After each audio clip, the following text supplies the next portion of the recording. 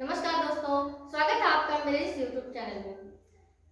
आज हम पढ़ेंगे प्रोनाउन के बारे में। पार्ट्स ऑफ स्पीच के अंतर्गत मैंने नाउन के बारे में और इसके प्रकार के बारे में आपको पहले ही बता रखा है, इसलिए आज हम पार्ट्स ऑफ स्पीच का सेकंड पॉइंट जो प्रोनाउन कहलाता है उसके बारे में पढ़ेंगे। तो आइए हम पढ़ते हैं। प्रोनाउन हिंदी में हम कहते हैं सर्वनाम। आप जानते हैं कि प्रोनाउन सर्वनाम, इनकी परिभाषाएं और इनके उदाहरण आप कई बार पढ़ चुके होंगे, लेकिन आज कुछ दूसरे तरीके से हम अपनी तरफ से आपको इसके बारे में बताने का प्रयास करेंगे। सर्वनाम हिंदी में कहते हैं इसे सर्वनाम, इंग्लिश में pronoun it means any word which is used in place of noun, any word which is used in place of noun। कोई भी शब्द जिसे हम नाउन की जगह पर प्रयोग करते हैं, वे शब्द जिसे हम नाउन की जगह पर प्रयोग करते हैं उसे हम क्या कहते हैं? प्रोनाउन यानी सर्वनाम। जैसे हम कह सकते हैं, अगर इनका अर्थ निकाला जाए तो यह दो शब्दों से बना है। पहला pro plus noun. Pro means के स्थान पर, नाउन संज्ञा के स्थान पर जिन शब्दों का प्रयोग हम करते हैं उसे हम प्रोनाउन कहते हैं, सर्वनाम कहते हैं। जैसे प्रोनाउन के कुछ उदाहरण जो एग्जांपल्स के रूप में हम उसे यूज करते हैं, जैसे he, she, it, I, we, you, they, me, him. अब यहाँ एक एक करके हम समझेंगे। ही का मतलब वह, ही हमेशा पुरुष के लिए इस्तेमाल किया जाता है। ठीक उसी तरह से शी स्त्री के लिए, महिला के लिए प्रयोग करते हैं सर्वनाम के रूप में।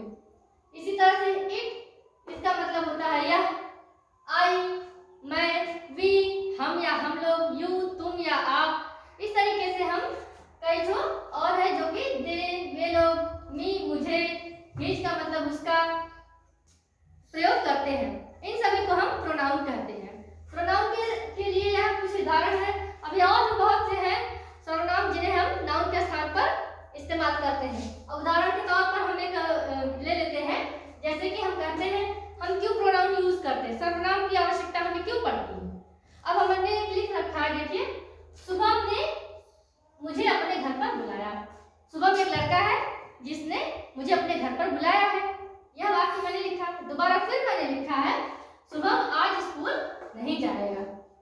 फिर शुभम का घर का गृह कार्य पूरा नहीं है, मीन्स शुभम अपने स्कूल का गृह कार्य पूरा नहीं करता। शुभम मेरा बहुत अच्छा दोस्त है। शुभम के पापा बहुत बड़े व्यापारी हैं। अब हम यहाँ पर बार बार शुभम इस्तेमाल कर रहे हैं जो हमें अच्छा नहीं लग रहा है। बार बार शुभम शुभम शुभम सुनने में अच्छा नहीं लग रहा है, इसलिए यहाँ पर हमें इसके लिए सर्वनाम की आवश्यकता पड़ती है। अब जैसे अब हम यहाँ पर शुभम ना डालकर यहाँ पर कुछ भी शब्द डालेंगे जो इस पर अच्छा लगता है। जैसे सुबह यहाँ पर पहले वाक्य में हमने कहा शुभम ने मुझे अपने घर पर बुलाया।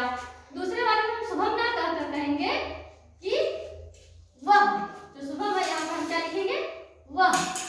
वह आज स्कूल नहीं जाएगा। फिर इसमें शुभम का गृह कार्य पूरा नहीं होता तो यहाँ पर हम इस्तेमाल करेंगे उसका गृह कार्य पूरा नहीं होता। इस उसका के लिए हम ये हिज का इस्तेमाल कर लेंगे। ये शुभम एक लड़का है, वहां पर वह है तो इसके लिए हम ही का इस्तेमाल कर लेंगे।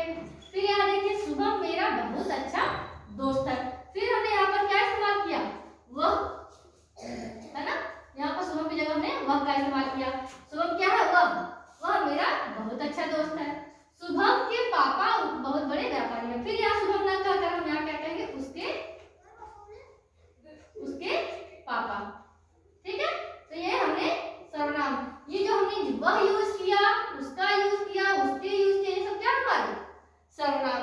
जब बार बार किसी एक ही शब्द की आवृत्ति आए और उसे हटाने के लिए हम उस शब्द की जगह पर दूसरे शब्द का इस्तेमाल करते हैं अपने वाक्य को अच्छा सुनने और दिखने के लिए, तो उन शब्दों को हम क्या कहते हैं? सर्वनाम। इसलिए हम कह सकते हैं सर्वनाम की आवश्यकता हमें शब्दों को अच्छी तरह से प्रयोग, अपने कम्युनिकेशन को, अपने विचारों के आदान प्रदान को अच्छा बनाने के लिए हमें सर्वनाम की आवश्यकता पड़ती है।